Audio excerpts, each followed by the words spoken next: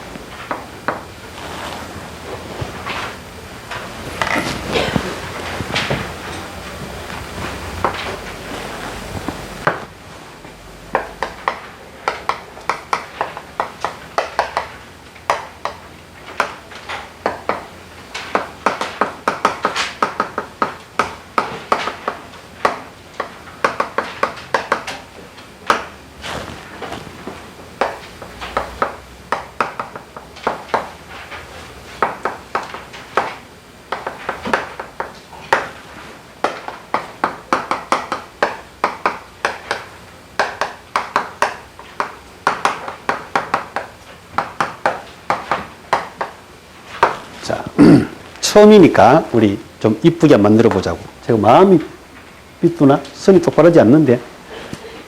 자, 보겠습니다. 현금 30만 원 있었죠? 예, 현금 30만 원. 두 번째는 보통 예금 20만 원.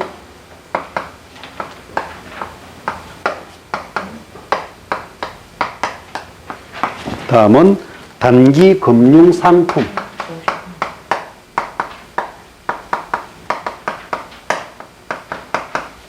$50만 원.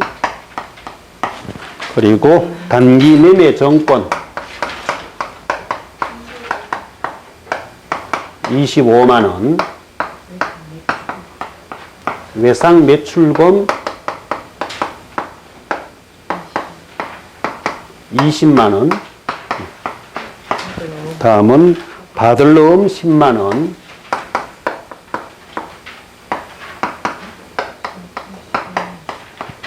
그리고 상품 15만 원.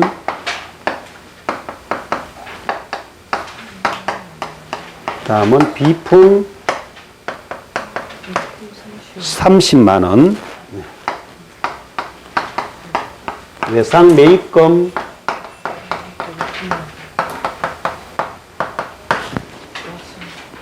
50만 원. 미지급금 55만 원.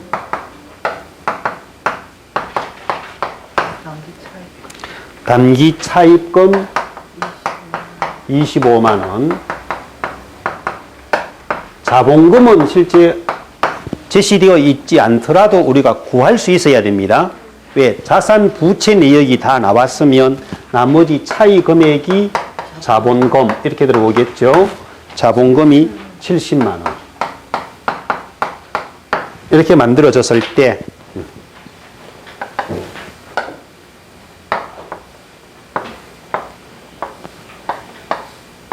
합계는 평행되는 쪽에서 내줘야 됩니다. 일찍 끝났다고 이게 합계 적지 마시고 평행되도록 밸런스를 이루도록. 그리고 중간에 공백에 다른 것의 기재를 막기 위해서 이렇게 선 거죠. 우리 왜 간이 영수증 받으면 위에 넣어놓고 밑에 빈란이 있으면 이렇게 쭉 사선 꺼주죠. 이런 사선, 다른 기재를 방지하기 위함이에요. 이렇게 해주고, 그리고 이제 전체 합계를 내었을 때 대차 합계 금액은 일치가 되어줘야 되겠죠. 200만 원 나오나요? 합계가 200만 원. 자, 제가 이렇게 다 기록을 해준 이유는 요즘은 이런 보고서들이 다 전산 출력 다 되어 나와서 자동으로 만들어지는데, 전산 출력되더라도 과목을 전산 기초 자료 세팅을 어떻게 하느냐에 따라서 과목이 들쭉날쭉할 수 있습니다. 요즘은 프로그램이 좋아갖고 전부 자동으로 다 맞춰지는데, 글자가 많은 것도 있고 적은 것도 있어요. 그죠?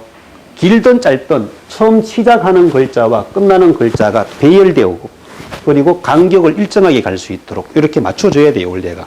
그래야 보고서가 이쁘게 나오겠죠. 장부 기록이나 보고서를 만드는 이유는 내가 보관하고 보기 위함이 아니라 누구에게? 다른 사람에게 보여주기 위함. 그 장부 보고서가 깔끔하고 이쁘게 나온 것하고, 또 쓰레기처럼 이렇게 뒤죽박죽 나온 것하고는 차이가 많이 나겠죠, 당연히. 그걸 제대로 배웠구나, 이런 것들을 이제 판단, 인정받으려면 이런 걸 다 맞춰줘야 되고, 줄도 옆줄 전부 일치되어 줘야 되고, 숫자, 이 숫자는 거의 대부분 뒷배열을 많이 시킵니다. 뒷정렬 시켜서 제가 그냥 대충 이렇게 썼지만 자리점 줄들이 거의 다 맞죠?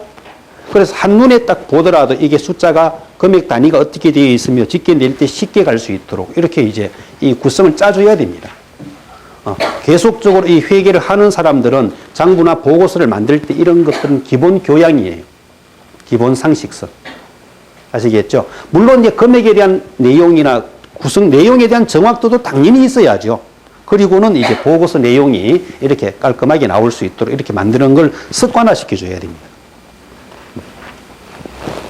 다음은 3번이에요.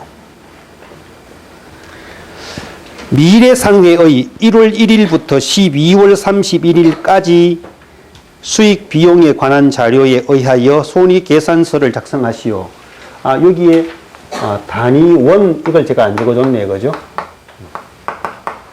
요즘은 이 보고는 자, 회사명, 누구의 보고서이냐, 언제의 보고서이냐, 그리고 금액 단위는 이렇게 해놓으면 달러인지, 뭐 N환지, 원환지 표시가 안 되니까 단위원, 아니면 원하라도 금액 단위가 아주 클 때는 단위 100만 원 또는 단위 1000원 이렇게 끊을 수도 있거든요. 단위를 꼭 표시해 줘야 되는 거예요. 금액 단위 표시까지 해주시면 되고, 다음은 이제 손익계산서도 같은 방식으로 한번 만들어 볼게요.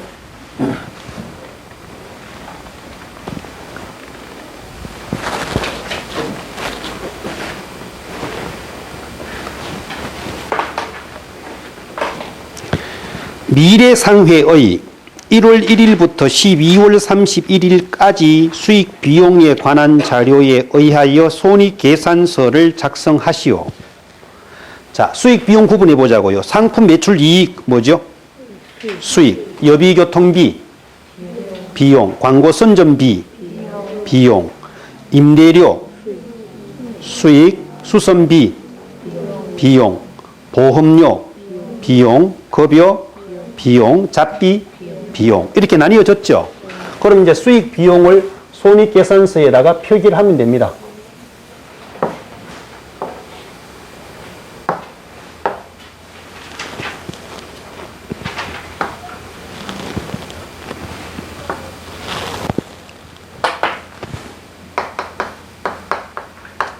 나중에 주식회사 같은 데 가면 전부 포괄손익계산서 이렇게 쓰거든요.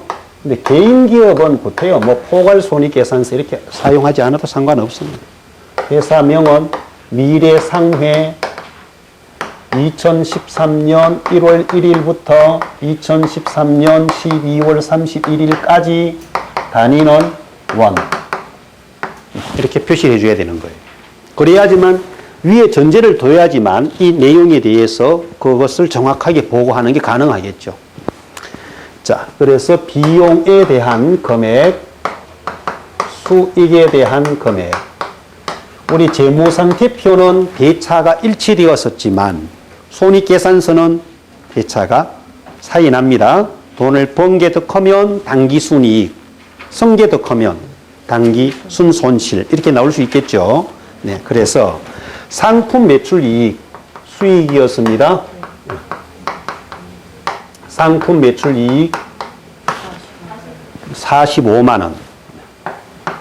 다음 여비교통비 비용이었죠. 네. 여비교통비 30만 원이었나요? 3만 원. 네. 3만 원. 광고 선전비 15,000원.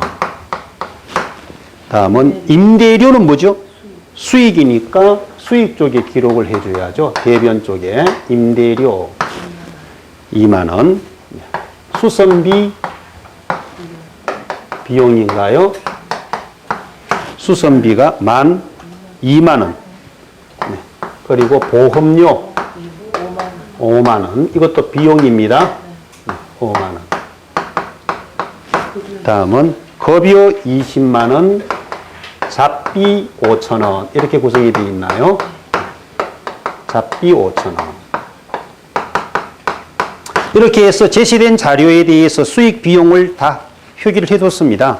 지금 수익이 47만 원이고 비용은 그것보다는 좀 적은 건데요. 32만 원 정도 나오네. 딱 보면 답이 나와요. 우리. 32만 원. 그러면 수익이 더 크죠. 그래서 차이가 뭐 당기, 순이익. 원래 과거에 이걸 수작업으로 할 때는 이걸 적색, 빨간색 표시를 했어요. 당기 순이익이 15만 원 나오나요? 그러면 차이가. 네.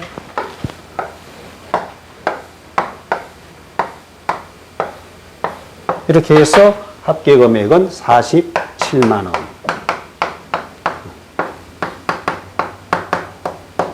이것은 전체 수익의 합계에서 비용의 합계를 뺀 차이 금액으로 당기 순이익이 구해졌어요.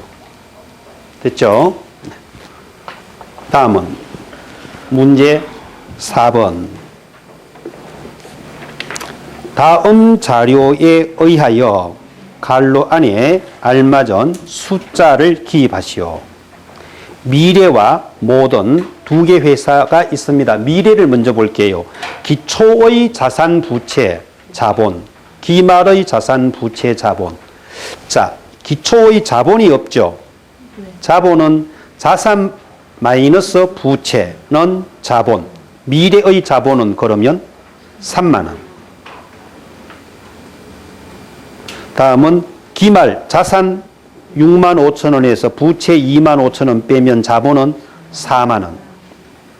자본이 기초가 3만 원이었고 기말은 4만 원 되었으니까 자본이 만 원 늘어났죠. 이게 순이익이 되는 거예요. 맨 끝에 순손익에 만 원 들어가면 되겠죠. 그러면 자본의 변화를 보더라도 순손익의 측정이 가능하다라고 했었잖아요. 네. 그러면 순이익이 만 원이 나오기 위해선 수익이 4만 5천 원이었으니까 비용은 3만 5천 원. 이렇게 역으로 추정해 주면 됩니다.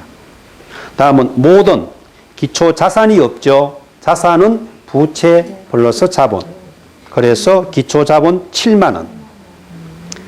기말 자산 부채 플러스 자본 하면 6만 9천 원.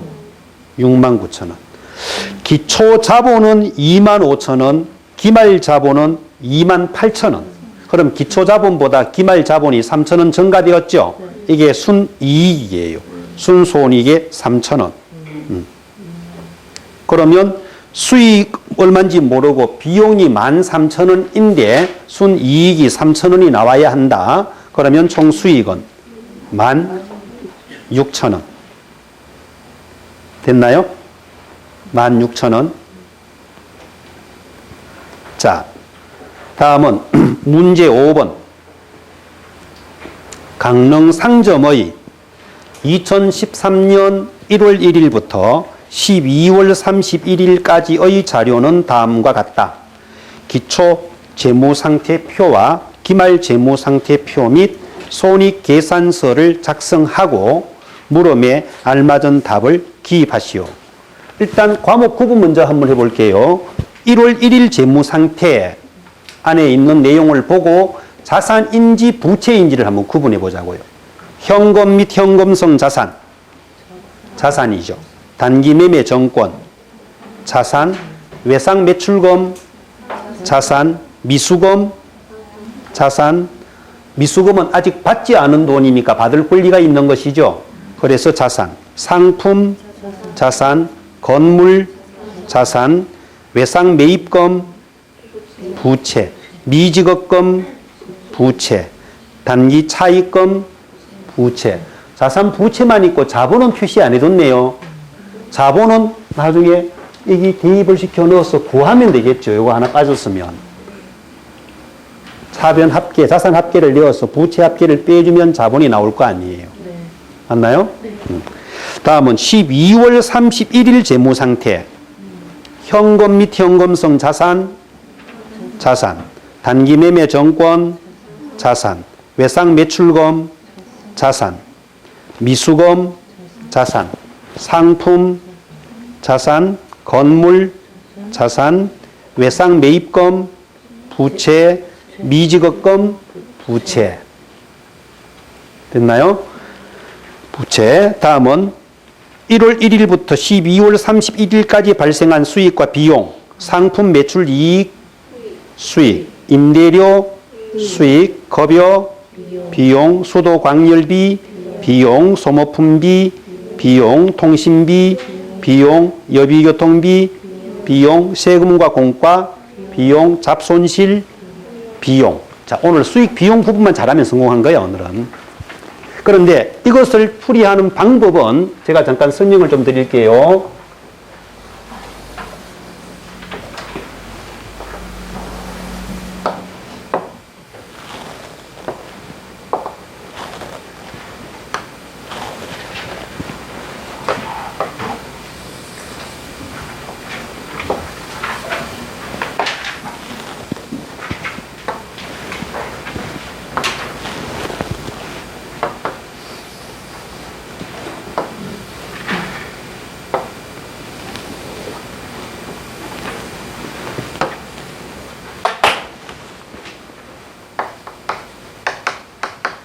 회사가 어느 회사라 그랬나요? 강릉상점. 강릉상점. 2013년 1월 1일 현재 단위원.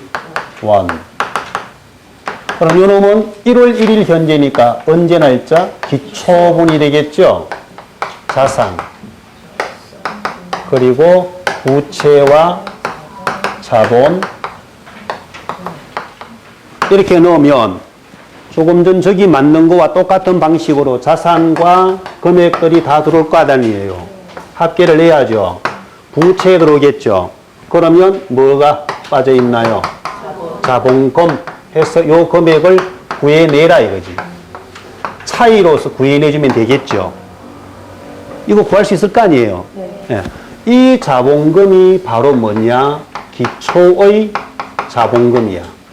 기초 자본. 다음은 역시 재무상태표 강릉상점 언제 날짜? 2013년 12월 31일 현재 단위원. 그러면 12월 31일이니까 이놈은 뭐죠? 기말의 재무상태표죠. 기말. 자산 내역 다 나와 있었죠, 조금 전에. 부채 내역 다 나와 자산 금액, 부채 자본에 대한 금액. 자산 내역들이 쭉 나와 있으니까 금액 똑같이 넣어주면 됩니다. 그래서 되고 대변에 부채 넣어주고 다음은 자본으로서 자본금 오는데 요 자본금은 기초의 자본을 넣어주세요. 기초의 자본. 여기서 구한 걸 그대로 여기 넣어라 이거지. 아시겠어요? 그러니까 기말 재무상태표에는 그냥 자본금 해서 기말 금액을 넣지 말고 기초의 자본금을 넣고 나머지는 단기 순이익, 이렇게 구분해서 좀 표시를 해봐 보세요. 그럼 이것도 구할 수 있겠죠. 자산 내역 다 나와 있었단 말이에요. 부채 내역 다 나와 있었고 자본금은 여기 기초재무상태표에서 구한 걸 갖고 와라는 거지. 갖고 오면 차이금액으로서 당기순이익 구해낼 수 있을 것 아니에요. 구해내면 다음은 포괄 손익계산서, 회사 이름은 강릉상점, 2013년 1월 1일부터 12월 31일까지, 단위는 원. 이렇게 넣어주고는 비용, 수익 내역 쭉 다 나오겠죠. 비용 내역을 다 넣어주라고 저거와 똑같이 이렇게 넣어서 나중에 마감을 시켜주면 차이금액으로 뭘 구할 수 있나요? 당기순이익 구하는 걸 구해낼 수 있겠죠. 합계가 일치되어줘야 됩니다. 이럴 때 요 당기순이익과 요 당기순이익이 일치가 되어줘야 합니다. 그러니까 경영성과를 통해서 구한 것이나 재무상태 변화를 보고 구한 당기순이익이나 결과는 같이 나와야 된다 이거지. 아시겠어요? 예. 그래서 남은 시간 동안 다 못하면 내일까지 숙제해서 문제 5번까지만 오늘 마무리하시면 됩니다. 그러면 뒤에 물음 한번 볼까요? 뒤 페이지 보면은 그 표를 만들게 되어 있잖아, 그죠? 맨 처음 1번 물음이 뭐죠? 기초자본금 여기서 구한 걸 적어라 이거죠. 2번 물음은 뭐예요? 기말 자산 총액 12월 31일 재무상태표 차변금액 오면 될 거 아니에요. 3번 물음은 기말 자본금 물었죠. 기말 자본금은 이거 두 개 더한 거. 기초자본에서 뭘 더하라? 당기 순이익을 더한 거. 이게 기말 자본이죠. 총 비용은 당기 순이익을 뺀 요 비용에 들어가 있는 금액의 합계가 총 비용이겠죠. 당기 순이익까지 더한 금액이 아니야. 그죠? 수익에서 비용 뺏는 차이가 당기 순이익 나왔으니까 총 비용은 비용 항목에 있는 금액의 합계. 그리고 당기 순이익은 여기서 구하면 되겠지. 물음에 대한 답 구하는 것 요령하시겠죠? 어려워요? 할 수 있겠죠? 한번 해보시는. 자, 뭐든지 직접 부딪혀서 해봐야 되는 거예요. 예, 충분히 할 수 있습니다. 천천히 하시면 돼요. 오늘 다 못하면 내일까지 숙제를 해오시면 돼요. 아시겠죠?